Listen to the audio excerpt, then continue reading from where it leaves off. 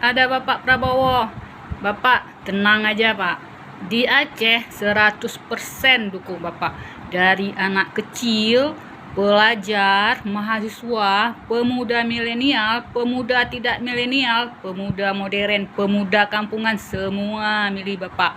Kakak-kakak, abang-abang, semua pilih Bapak. Emak-emak macam saya ini juga pilih Bapak. Pemuda-pemudi, perempuan yang di kantoran, wanita-wanita karir yang di kantoran, semua milih Bapak. Apalagi istri-istri para tentara, semua milih Bapak. Ya kan Pak? Partai politik di Aceh, apalagi yang lokal Pak, milih Bapak. Yang panjang-panjang lidah, yang pendek lidah, yang panjang lidah gini Pak, milih Bapak. Yang gila kekuasaan, gila tahta, gila harta wanita, semua pilih Bapak.